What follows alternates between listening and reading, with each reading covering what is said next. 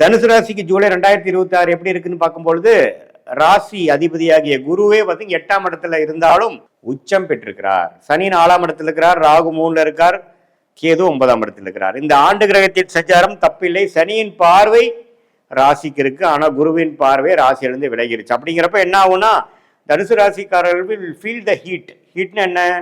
சில விஷயங்கள் அசௌகரியமாக இருக்கும். அது வேலை விஷயமா இருக்கலாம், குடும்ப விஷயமா இருக்கலாம், பண விஷயமா இருக்கலாம், ஹெல்த் விஷயமாக இருக்கலாம்.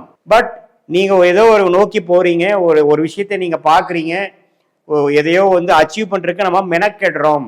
அப்படிங்கிறது அந்த சனியின் 10ஆம் பார்வை வருது. அது 4ஆம் இடத்துல இருக்கும் பொழுது வீடு, வண்டி, வாகனம், வேலை, தொழில் விஷயமாக நமக்கு கொஞ்சம் வேலை பளு இருக்கு, அதிகமா இருக்கு, அந்த ஸ்ட்ரெஸ் போயிட்டு இருக்குங்கிறது தெரியுது. அதே மாதிரி குரு வந்து 8ல இருக்கிறதுனால 2ஆம் இடம், 4ஆம் இடம், அதே சமயத்துல 12ஆம் இடத்தை பார்க்கறதுனால இடம் மாற வேண்டியது, ஒரு அலைச்சல், ஒரு டிராவலிங், ஒரு இடம் விட்டு இன்னொரு இடம் போறது, பல விஷயங்கள் ட்ரை பண்றது, செகண்டரி சோர்ஸ் ஆஃப் இன்கம் பாக்குறது, அது மாதிரி விஷயங்கள்லாம் கொடுக்கக்கூடிய அமைப்பு இருக்கு. ராகு 3லும் கேது 9ல இருக்கிறதும் தப்பு இல்லை.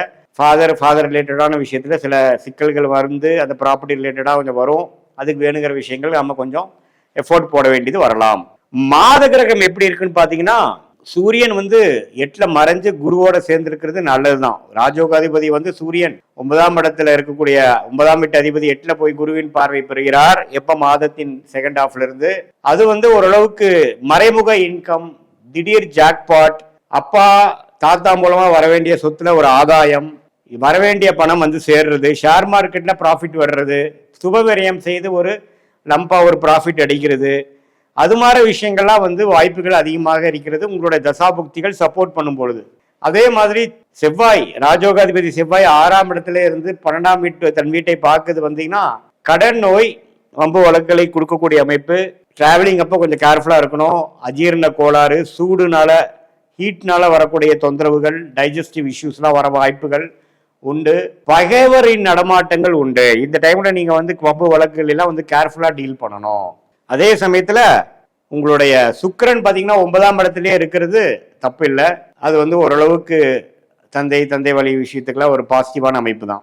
ஸோ எப்படி பார்த்தாலும் ஒரு மாற்றத்தை கொடுக்கக்கூடிய ஒரு மாதம் இந்த ஆண்டே பாத்தீங்கன்னா தனுசு ராசிக்கு ஒரு மாற்றத்தை கொடுக்கும், இடமாற்றத்தை கொடுக்கும், வேலை மாற்றத்தை கொடுக்கும், தொழில் மாற்றத்தை கொடுக்கக்கூடிய அமைப்பு இருக்கிறதுனால இந்த ஜூலை மாதம் வந்து அதுக்கு வேணுங்கிற ஒரு ஃபவுண்டேஷனான ஒரு அடித்தளத்தை கொடுக்கக்கூடிய ஒரு மாதமாக, இந்த மாற்றத்துக்கு வேணுங்கிற ட்ரிகர் பாயிண்டாக இருக்கக்கூடிய அமைப்பாக ஜூலை 2026 செயல்படக்கூடிய அமைப்பு இருக்கு.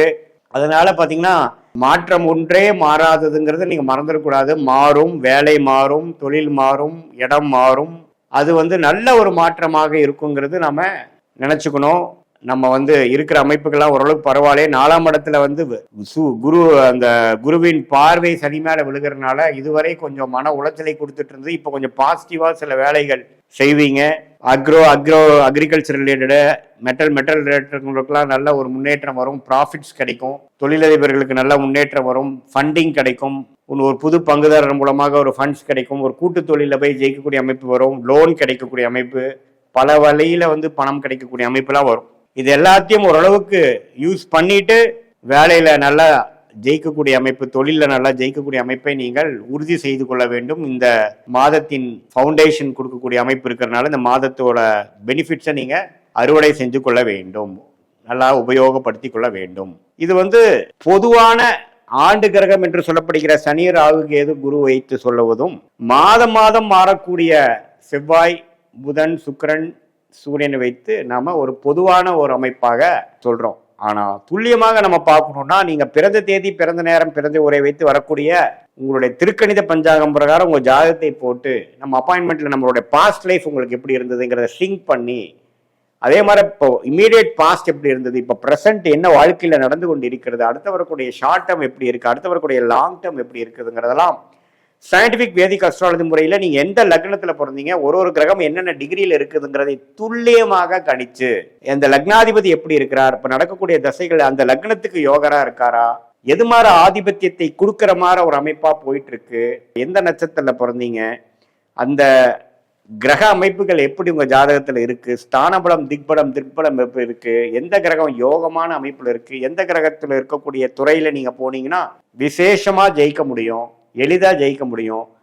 எந்த நேரத்தில் நமக்கு நல்ல நேரம் வருது அப்படிங்கிறதெல்லாம் நம்ம சயின்டிஃபிக் வேதிக் அஸ்ட்ராலஜி முறையில் துல்லியமான முறையில் நம்ம வந்து பார்த்து எந்தவித மூட நம்பிக்கைகள் பரிகாரங்கள் அது மாதிரி விஷயத்துக்குள்ளெல்லாம் நம்ம போய் நம்மளுடைய நேரத்தை வீணாக்காமல் நம்ம கர்மா எப்படி செயல்படுது, நமக்கு பாஸ்ட் ஒத்து வருதா, இப்போ ப்ரெசன்ட் எப்படி இருக்கு, நம்மளுடைய சாய்ஸஸ் நமக்கு முன்னாடி என்ன இருக்கு, அதில் வந்து எந்த சாய்ஸ் எடுக்கிறது நமக்கு கரெக்டாக வருது, இது வந்து பாஸ்டோட ஒத்து செக் பண்ணிக்கலாம். நம்ம ஆக்சுவலாக நம்மளுடைய சயின்டிஃபிக் விதிக்கு வந்து கரெக்டாக ஒர்க் ஆகுதா, இப்படியெல்லாம் நம்ம பார்த்து அதுக்கு தகுந்த மாதிரி நீங்கள் வாழ்க்கையில் நீங்கள் எடுக்கக்கூடிய முடிவுகளை எடுத்து அதுக்கு தகுந்த மாதிரி டைம் லைன்ஸ் எந்தெந்த நேரத்தில் எது செய்ய முடியும், எந்த நேரத்தில் வேலையை மாற்றலாம், எந்த நேரத்தில் நெக்ஸ்ட் உயர்வு நமக்கு கிடைக்கும், எந்த நேரத்தில் நம்ம உள்நாட்டுக்கு போகலாம், எந்த நேரத்துக்கு வெளிநாடு வாய்ப்புகள் இருக்கு, எந்த நேரத்தில் நமக்கு ஒரு உத்தியோக உயர்வு இருக்கு, எந்த புக்தி நமக்கு அடுத்த வர புக்தி நமக்கு யோகமா இருக்கா, எது மாதிரி விஷயத்துல நம்ம ஃபோக்கஸ் பண்ணோம்னா நமக்கு அந்த மாதிரி பெனிஃபிட் வருங்கிறத வயது வித்தியாசம் இல்லாமல் மாணவர்களா இருந்தாலும் சரி, இளம் வயதினராக இருந்தாலும் சரி, இல்லத்தரசிகளா இருந்தாலும் சரி, நடுத்தர வயதில் இருக்கக்கூடிய உத்தியோகஸ்தரோ அல்லது தொழிலதிபர்களோ பெரும் முதலீட்டாளர்களாக இருந்தாலும் சீனியர் சிட்டிசனாக இருந்தாலும் அவங்களோட வாழ்க்கையில் வரக்கூடிய அன்றாட வாழ்க்கையில் நடக்கக்கூடிய முடிவுகளை, முக்கியமான முடிவுகளை எந்த தருணத்தில் நம்ம எடுக்கலாம், அது வச்சு நம்மளுடைய வாழ்க்கையில் இன்னைக்கு செய்யக்கூடிய வேலைகளை அதுக்கு தகுந்த மாதிரி நம்ம அலைன் பண்ணிட்டோம்னா தேவையற்ற பண விரயங்கள், தேவையற்ற செயல் விரயங்கள், சமய விரயங்கள்லாம் தவிர்த்து நம்மளுடைய கர்மாவை நம்மளுடைய தெரிந்து கொண்டு அதுக்கு தகுந்த மாதிரி வாழ்க்கையில நம்மளுடைய அன்றாட வாழ்க்கை பர்சனல் லைஃபா இருந்தாலும் சரி, ப்ரொஃபஷனல் லைஃபா இருந்தாலும் சரி, அதுக்கு தகுந்த மாதிரி நம்ம அலைன் பண்ணிட்டு வாழ்க்கையில திட்டமிட்டு நம்ம செயல்படும் பொழுது நிறைய நம்ம மிஸ்டேக்ஸ் பண்றோம், தேவையற்ற விஷயங்களை பண்ணி மாட்டிக்கிறோம். ஒரு தப்புக்கும் நம்ம என்ன பண்ண வேண்டியதா இருக்கு, விலை கொடுக்க வேண்டியதா இருக்கு. அது என்ன மாதிரி விலை, நான் டைம் வேஸ்ட் 2 இயர்ஸ் வாழ்க்கையில போயிருச்சு சாமி, அல்லது இவ்வளவு பணம் நஷ்டம் ஆயிடுச்சு, இது தேவையற்ற மன உளைச்சல்லாம் போய் முடிஞ்சுது அப்படிங்கிற மாதிரி விஷயங்கள்லாம் நடக்குது இல்லைங்களா. அதெல்லாம் ஃபியூச்சர்ல நம்ம வந்து தவிர்த்து நம்மளுடைய கர்மா என்ன அப்படிங்கிறதை தெரிந்து அதுக்கு தகுந்த மாதிரி வாழ்க்கையில நம்ம முடிவுகளை எடுத்து, அது படிப்பு விஷயமா இருந்தாலும் சரி, காதல் விஷயமா இருந்தாலும் சரி, திருமண விஷயமா இருந்தாலும் சரி, குழந்தை பேரு விஷயமா இருந்தாலும் சரி, எந்த துறை தேர்ந்தெடுக்கிறதா இருந்தாலும் சரி, வெளிநாடு உள்நாடு எது மாதிரி விஷயத்துல போகலாம், தொழில போகலாமா, வேலையில போகலாமா, எப்போ நம்ம ஆரம்பிக்கலாம், அது மாதிரி விஷயங்களா இருந்தாலும் சரி, உடல்நல கோளாறுகள் எப்போ சரியாகும், எப்போ எது மாதிரி விஷயங்களை நம்ம கேர்ஃபுல்லாக இருக்கணும், எப்படி இருக்கு நம்மளுடைய ருணச்சத்ரு பாவம் எப்படி இருக்கு, வம்பு வழக்குகள்லாம் எப்படி இருக்கு, அதையெல்லாம் எப்போ தீரும், நமக்கு பூர்வீக சொத்து வருமா, நம்மளுடைய பிராப்தங்கள் எப்படி இருக்கு, எந்த நேரத்தில் நம்ம வந்து டக்குன்னு நெக்ஸ்ட் லெவலுக்கு போவோம், எப்போ கடன்களை அடைப்போம் அப்படிங்கிற மாதிரி ஒரு வயதினருக்கும் தகுந்த வாழ்க்கையில் இருக்கக்கூடிய சேலஞ்சஸ், முடிவெடுக்க முடியாத தருணங்கள், எந்தெந்த மாதிரி நேரத்தில் எது பண்றது நல்லது, நம்மளுடைய தசா புக்தி அந்தர சூக்ஷ்மத்தை எப்படி பார்க்குறோம். தசைங்கிறது வருட கணக்கில், புக்திங்கிறது 3 வருடம் 2 வருடம் அப்படிங்கிற மாதிரி, புக்தி அந்தரங்கிறது 4 மாதம் 6 மாதங்கிற மாதிரி, சூக்ஷ்மங்கிறது வாரக்கணக்கில். ஸோ இதெல்லாம் பிரித்து பார்த்து ஒரு விஷயமும் உங்கள் ஜாதகத்தில் எப்படி இருக்கு, பாஸ்ட் வந்து மேட்ச் ஆகுதா அப்படிங்கிறதெல்லாம் தெரிந்து கொண்டு அதுக்கு தகுந்த மாதிரி வாழ்க்கை முடிவுகளை நீங்கள் எடுக்குமேனால் கண்டிப்பாக சயின்டிஃபிக் வேதிக் அஸ்ட்ராலஜி முறையில் தீர்க்கமான சில முடிவுகள் கிளாரிட்டி மூலமாக எடுத்து அதுக்கு தகுந்த மாதிரி பலன்களை எளிதில் வாழ்க்கையில் பெற்று வாழ்க்கையில் வெற்றி பெற முடியும் என்று சொல்ல விரும்புகிறேன். மீண்டும் மற்றொரு காணொளியில் சந்திப்போம். நன்றி, வணக்கம்.